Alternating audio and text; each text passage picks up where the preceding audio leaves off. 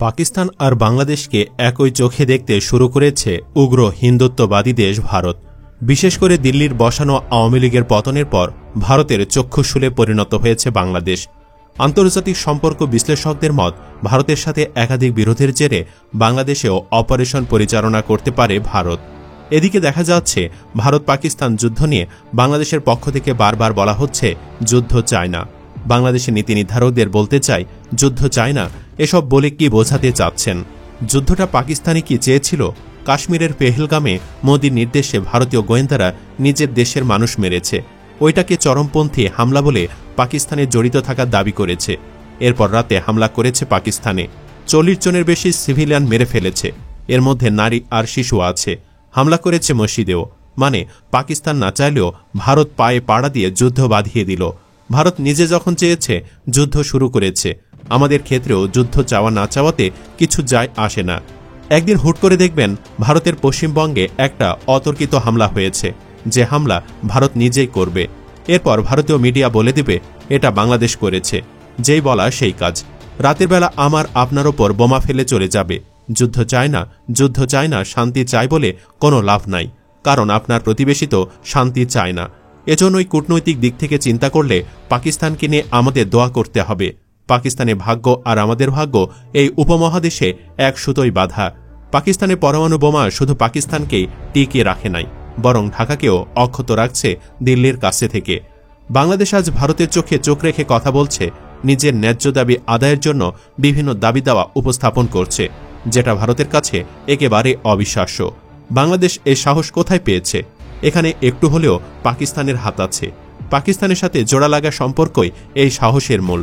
কারণ ভারত জানে বাংলাদেশের বিরুদ্ধে গিয়ে কিছু করতে গেলে পাকিস্তান আমাদের ছেড়ে দিবে না, আর এজন্যই পাকিস্তানের সাফল্য চাওয়াটা আমাদের জন্য জরুরি হয়ে পড়েছে। এ কারণে কেউ কেউ বলছেন ইসলামাবাদের পতনের 1 ঘণ্টার মধ্যে ঢাকার পতন হবে। যেই ইন্ডিয়ান মিডিয়া পাকিস্তানকে সন্ত্রাসী বলে, সেই মিডিয়ায় ইউনূসকে মৌলবাদী বলে। নির্বাচনে যখন বিএনপি আসবে তাদেরকেও একই কথা বলবে, আপনি যুদ্ধ চায় না, যুদ্ধ চায় না জব করতে থাকবেন। ওদিকে আপনাকে মেরে দিয়ে বলবে সন্ত্রাসী মেরেছি। এসব জব করে তো বাঁচতে পারবেন না। সো এই যুগে পাকিস্তানে টিকে থাকা আমাদের জন্য জরুরি। তার চেয়েও জরুরি হলো আমাদের নিজেদের যুদ্ধের জন্য প্রস্তুতি নেওয়া, যুদ্ধ বিমান কেনা, আকাশ প্রতিরক্ষার সরঞ্জাম কেনা, আমাদের আর্মিকে দ্রুত ভিত্তিতে ক্যাপাবল করা। দেখলেনই তো হামলা পাকিস্তানে কোন সামরিক বেচে না। প্রথম হামলাটা হয়েছে মসজিদে। এ যুদ্ধে পাকিস্তান ফেল করলে বাংলাদেশের মসজিদও অক্ষত থাকবে বলে মনে করি না। তাই মহান আল্লাহ তাআলার কাছে বলতেই হচ্ছে, এই যুদ্ধে এশিয়া 90 ইসরায়েল লাঞ্ছিত এবং পরাজিত করুন। আরেকটি কথা, যারা ভাবছেন 71 জিতেছি, এবার কিছু হলেও ওইভাবে জিতে আসব, এসব চিন্তা বাদ দিন। 71 জিতছেন কারণ সে সময় ড্রোন ছিল না, রাফাল কিংবা অত্যাধুনিক যুদ্ধ বিমান ছিল না, ক্ষেপণাস্ত্র ছিল না, ট্যাঙ্ক ছিল, কিন্তু বৃষ্টি কাদা মাটিতে পাকিস্তানিরা এদেশে ট্যাঙ্ক ব্যবহারের সুবিধা করতে পারেনি। তাছাড়া পাকিস্তান থেকে বাংলাদেশের দূরত্ব 1400 কিলোমিটার।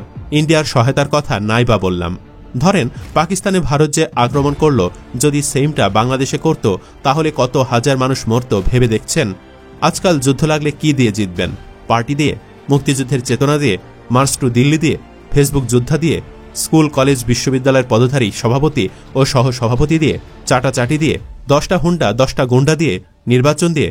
না, এসবের কোনো কিছু দিয়েই ভারতকে প্রতিহত করতে পারবেন না। স্বাধীনতা 54 বছর দেশকে শক্তিশালী করার বহুত সময় পেয়েছিল এদেশের সরকাররা, বিশেষ করে আওয়ামী লীগ। তারা না পারল স্বাধীনতা রক্ষা করতে, না পারল দেশকে শক্তিশালী করতে, না পারল দুর্নীতি বন্ধ করতে। গত কয়েক রাতে ঘুমাতে পারিনি, শুধু চিন্তা করেছি এমন হামলা যদি আমার দেশে হয় তাহলে আমরা করবটা কি। সেদিন নিউজে দেখলাম আমাদের একটা যুদ্ধ বিমান আছে, সেটা নাকি মেরামত করতে হবে। এই মেরামতি মাল দিয়ে কি যুদ্ধ হয়? আমরা যুদ্ধ চাই না, তবে শক্তিশালী হতে চাই, যেন কেউ হুমকি ধামকি দেওয়ার আগে কয়েকবার চিন্তা করে। ইউনূসের সরকারকে বলতে চাই, দয়া করে সবচেয়ে বড় বাজেটটা সশস্ত্র বাহিনীকে দেন, উন্নত প্রযুক্তিতে ঢুকেন, ইঞ্জিনিয়ারিং, মেডিকেল বিশ্ববিদ্যালয়গুলো কাজে লাগান। বাংলাদেশের খুব জরুরি ভিত্তিতে এয়ারফোর্সের আপগ্রেডেশন দরকার। সুপ্রিয় দর্শক, ভিডিওতে আলোচিত এসব বিষয়ের সাথে আপনি কি একমত? কমেন্ট বক্সে জানিয়ে দিন আপনার মতামত। ভিডিও ভালো লাগে লাইক দিন এবং শেয়ার করুন, আর অবশ্যই চ্যানেলটি সাবস্ক্রাইব করুন। ধন্যবাদ।